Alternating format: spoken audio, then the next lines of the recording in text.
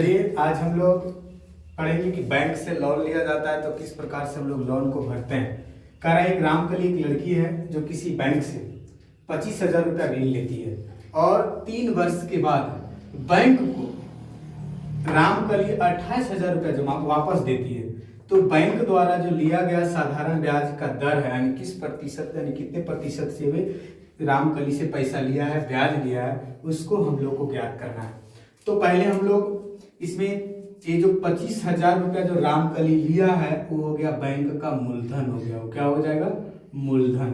मूलधन कितना हो गया? 25,000 रुपया। यानी 25,000 रुपया बैंक से मूलधन लिए और वापस कितना दिया?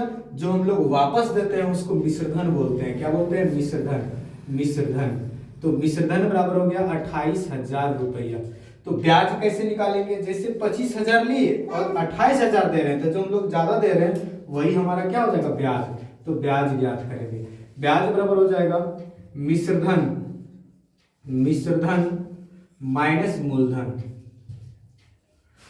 तो मिश्रधन कितना है? 28,000 माइनस मूलधन हो गया 25,000। ब्याज कितना हुआ? 3,000 रुपया वो हमसे ब्याज लिया है। यानी रामकली से कितना ब्याज लिया? 3,000 रुपया। कौन? बैंक लिया है। अब कितना समय में दिया? तो 3 वर्ष में। समय उसका कितना हो गया? समय बराबर हो गया 3 वर्ष। तो ज्ञात क्या करना है? दर। दर बराबर हो गया 8। अब हम लोग चलेंगे तो फॉर्मूला होता है ब्याज बराबर मूलधन गुने समय गुने दर बटे में 100। अब मूलधन कितना है?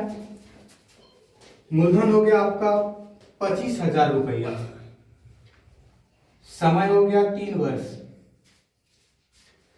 3 वर्ष दर को आर हो गया अब बटे में 100।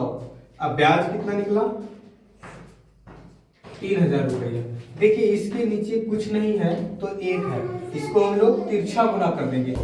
अब इधर ही भागा में आ गया 3,000 के साथ गुना में। 3,000 गुने 100 बराबर 25,000 गुने 3 गुने 8। इस सब गुना में है तो इधर आ जाएगा भागा में हो जाएगा 3,000 गुने 1,100 बटे 25,000 गुने 3 बराबर 8। 2 जीरो से 2 जीरो कट गया, 1 जीरो से 1 जीरो काट देंगे। 5 पचे 25 और 6 पचे 30 60 हुआ। 12 पचे 60, 4 दिया 12। आर बराबर हो गया 4%। अर्थात हम लोग कहेंगे कि 4% वार्षिक ब्याज की दर से 3 वर्ष में रामकली को 28,000 रुपया बैंक को देना पड़ा। तो कितने वर्ष में देना पड़ा? 3 वर्षों में 4% की ब्याज की दर से। कितने प्रतिशत दिया हो? 4% की दर से। अब हम लोग अगले क्लास में इसके बारे में पूरा बताएंगे कि जब छमाही ब्याज रहेगा तो कैसे बनेगा, त्रिमाही रहेगा तो कैसे बनेगा, सब बताया जाएगा।